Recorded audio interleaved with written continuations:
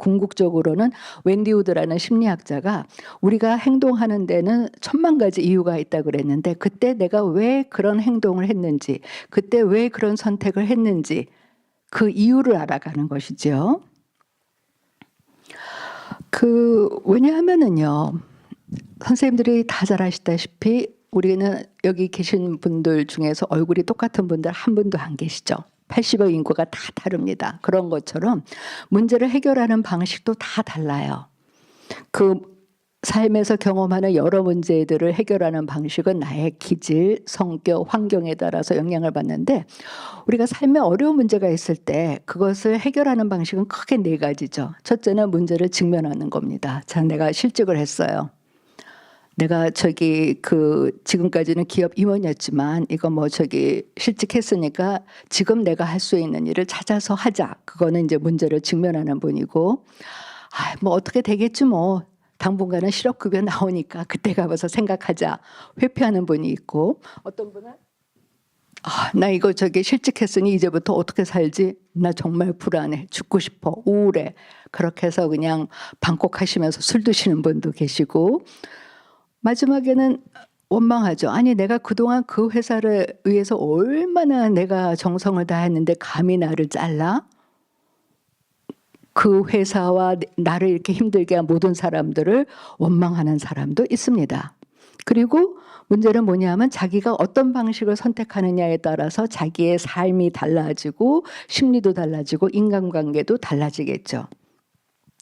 그건 정신의학은 무엇이냐, 심리학은 무엇이냐 하면은 아까 이제 그 한면 쌤도 MBTI가 결국은 자기가 자기를 보고 하는 거다. 근데 정신과나 심리학은 내가 나에 대해서 보고하는 과정을 굉장히 중요하게 생각합니다. 그래서 정신과에서 하는 상담이라는 것은 무엇이냐면은 내가 끊임없이 나에 대해서 이야기하면서 정리해 가면서 나를 알아가는 과정이에요. 근데 그러니까 이거는 사실은 굉장히 시간이 오래 걸리죠.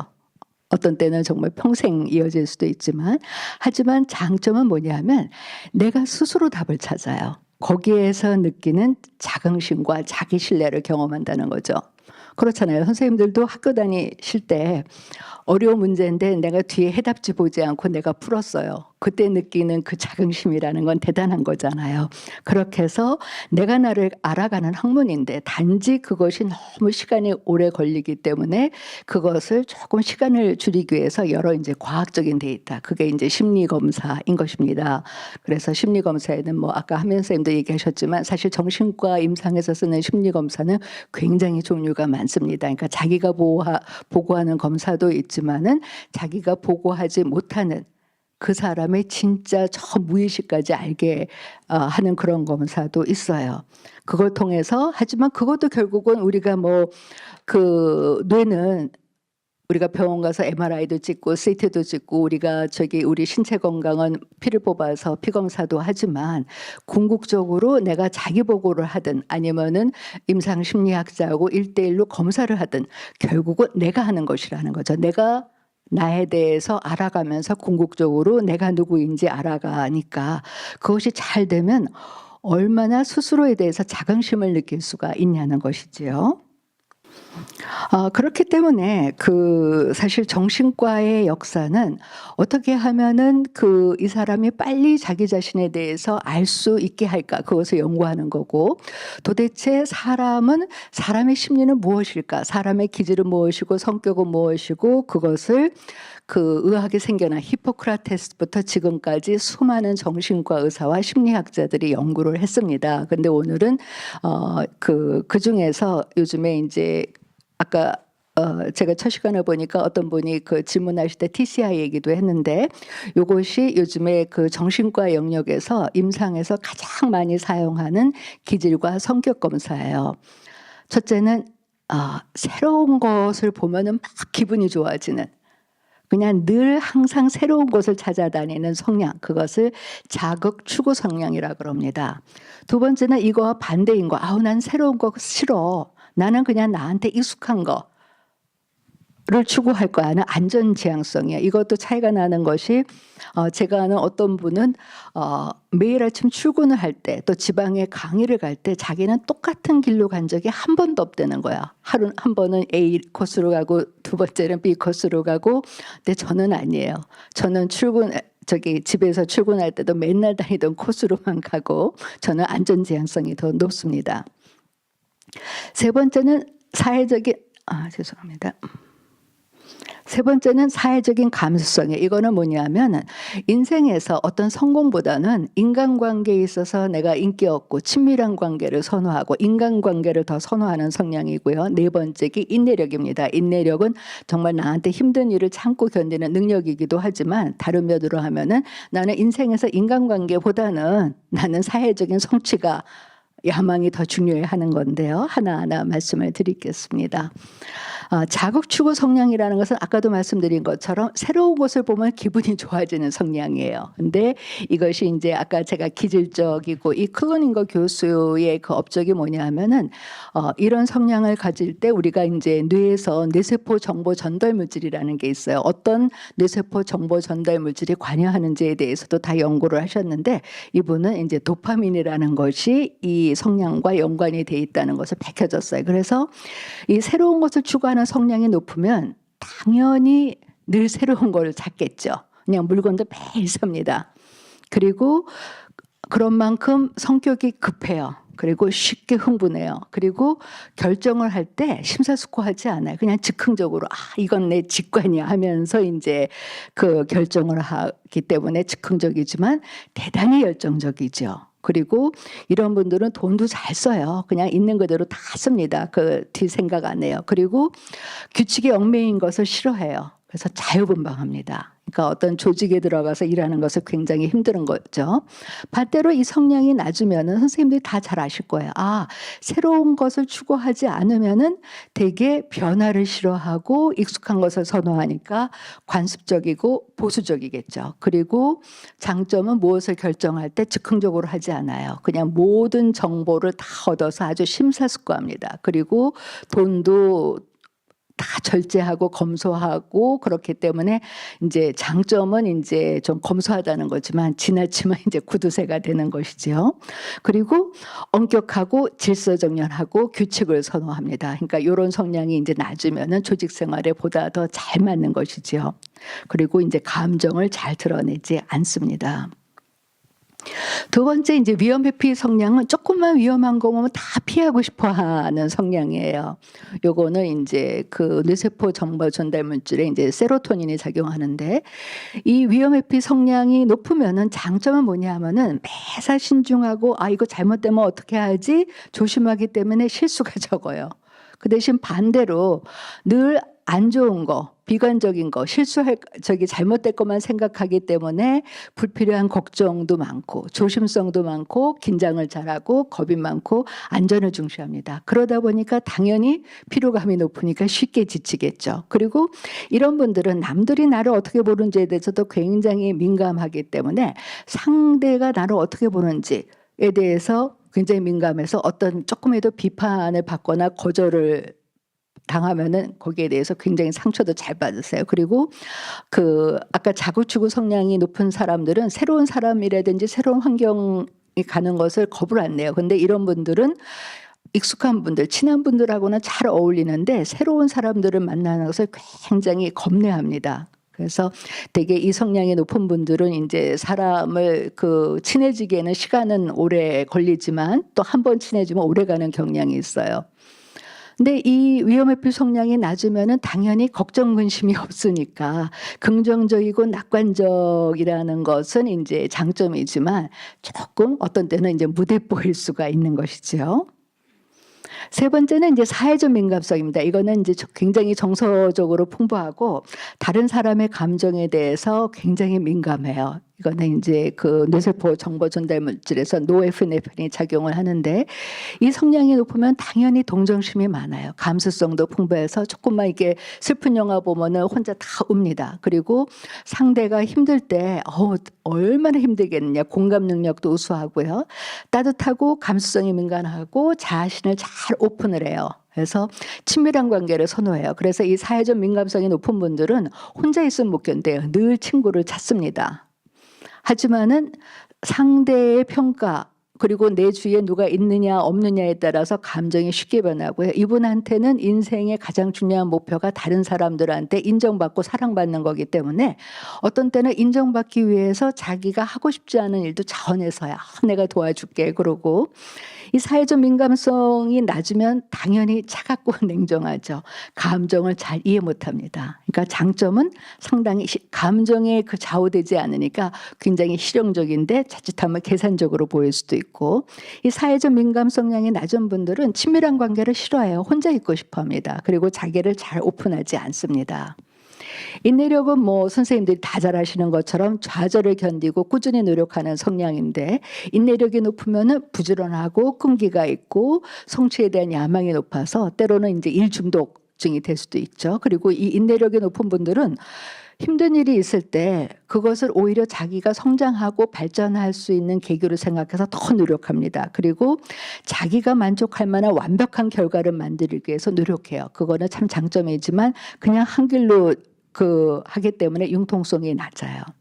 인내력이 낮으면은요, 당연히 게으르죠. 의지도 약하고 야망이 없어서 자기 능력을 제대로 발휘를 못해요. 근데 장점은 뭐냐면 한번 했다가 안 돼? 쉽게 다른 방법을 찾기 때문에 실용적이라는 그 장점이 있습니다. 근데 우리가 이렇게 아까 4가지 축이라 그랬는데 그중에서 이제 하나하나만 다 높으면은 저분이 어떤 분이고 내가 어떤 사람인지 이제 알기가 쉬운데 그렇지 않잖아. 이건 뇌에서 동시다발적으로 나오니까.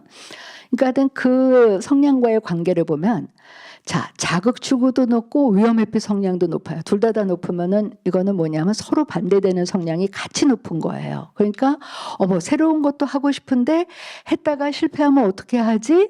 그러니까 우유부단합니다. 그러니까 늘 마음에 갈등이 많고 쉽게 동요돼요. 두 성향이 너무 낮으면 새로운 것도 추구하지 않고 낙관적이고 그러면은 그냥 유쾌하고 명랑합니다. 그리고 안정돼 있죠.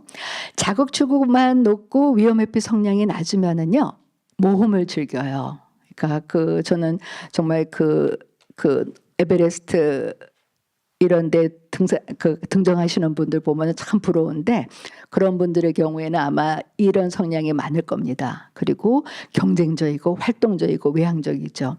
근데 위험회피 성향은 높고 자극추구 성향이 낮으면은 어떻게 됩니까? 어떤 변화를 싫어해요. 굉장히 수당적이고 비활동적이고 조용하고 내향적입니다.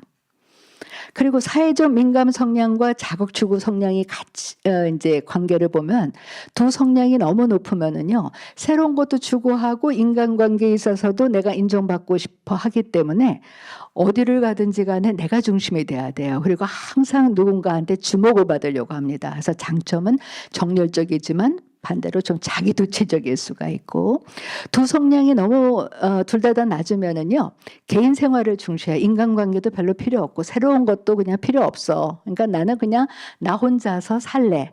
그리고 열정이 적고 그러다 보니까 상상력도 풍부하지 않죠. 그다음에 이제 민감 성향은 높고 자극추구 성향이 이제 낮은 분들은 굉장히 권위적이고 양심적이고 소박하고 진솔하고 온화하지만 전통적이고요. 자극추구 성향은 높고 민감 성향이 낮은 분들은 뭐냐 하면은 다른 사람들의 눈치를 별로 안 봐요. 그러니까 굉장히 비관습적이고 자유주의적인 특성이 있습니다. 또 사회적 민감 성향과 위험회피 성향이 모두 높으면은요 다른 사람의 평가에 대해서 민감하면서 걱정 근심도 많기 때문에 모든 것에 대해서 자기를 잘 드러내지 않고 왜냐하면 실패를 두려워하기 때문에 그냥 다른 사람들한테 다 복종적이고 공손해요. 그게 잘 안 돼요. 그리고 의존적이고 은밀히 요구가 많습니다. 그리고 두 성향이 모두 낮으면은, 그러니까 다른 사람에 대해서 별로 신경도 쓰지 않고 불필요한 걱정이 별로 없으면 대단히 좀 반항적이고 직설적일 수가 있는 거죠. 그리고 인간관계에 있어서도 조금 무관심합니다.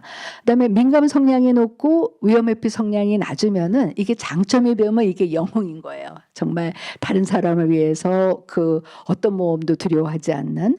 근데 이제 그러다 보니까 이분의 장점은 뭐냐면 잘 되면 영웅이지만 이제 잘못되면 그 사기꾼들의 타겟이 될 수가 있다는 것이죠. 그다음에 위험회피 성향이 높고 민감 성향이 낮으면은 당연히 그 고립돼 있고 혼자 있으려고 하기 때문에 인간관계에 있어서 영향력이 적습니다.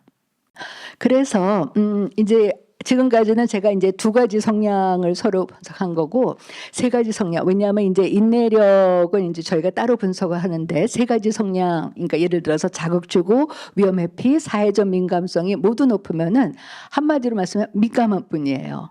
그러니까 새로운 것도 하고 싶고, 그러다가 겁도 나고 다른 사람의 평가에도 신경 쓰니까 너무 예민해요. 근심 걱정도 많고 평가에도 민감하고, 그러니까 너무 높다 보니까 우유부단하고요. 그리고 우유부단하고 생각이 많으니까 수동적이고 지치고, 그래서 평소에는 자신의 감정을 억압합니다. 왜냐하면은 굉장히 세 가지 다 높기 때문에 평소에는 예의 바르고 심사숙고하고 섬세하지만 눌렸던 것이, 그러니까 우리가 항상 억압되어 있는 것이 나올 때는 억압된 것 이상의 압력으로 나오거든요. 그러니까 충동적으로 표현할 수가 있고요. 세 가지 성향, 자극주고, 위험회피, 사회적 민감성이 다 낮은 분들은 독립적이에요. 그러니까 자기 그 주관이 굉장히 강해서 스스로 판단하고 개인주의인 것입니다. 그리고 이런 분들은 당연히 이제 그 사회적 민감 성향이 낮으니까 주위에도 무관심하고 냉정하고 냉담하고 잘 어울리지 않죠. 자기 감정도 잘 오픈을 하지 않습니다. 그래서 아까 선생님 말씀하신 것처럼 이 세 가지 성향이 이제 저희가 그 이렇게 미디움, 그러니까 상중 하에서 그 어느 수치가 이제 적절하다는 것이 평가되는데, 적절한 적응 능력을 가지고 있을 때 우리가 다양하게 융통성 있게 대처하고, 이런 세 가지 성향이 모두 적절하면은 호기심은 많지만 쉽게 흥분하거나 가볍게 행동하지 않고 인간관계도 평온하고 원만한 관계를 맺습니다. 다음. 자, 여기까지는 이제 기질인 거예요. 말씀드린 것처럼 자극주고, 위험회피, 그다음에 사회적 민감성, 그다음에 이제 인내력을 보는 것이고, 두 번째가 이제 성격을 보는 것입니다. 성격이라는 것은 이제 아까 제가 그 집 그림을 보여드렸잖아요. 내가 어떤 집을 지어가는가, 나만의 집인데, 성격이라는 것은 한마디로 말씀드리면은 아까 이제 뭐 하민 선생님도 말씀을 하셨지만, 자신의 타고난 기질을 바탕으로 해서 내가 태어나서 경험한, 성장 과정에서 경험한 환경과의 여러 상호작용에 의해서 형성된 내 인생의 문제를 풀어가는 방식인 것입니다. 아까 제가 크게 네 가지 말씀드렸죠. 문제가 있을 때 직면하느냐, 아니면 회피하느냐, 압도되느냐, 아니면 남을 원망하느냐. 이것은 이제 성격에 따라서 다른데요. 다음. 그래서 우리 흔히 성격이 운명이라고 하잖아요. 그거는 아까 제가 말씀드린 것처럼 어떤 해결 방법을 쓰느냐에 따라서 내 마음의 격도 달라지고 그 결과도 달라지겠죠.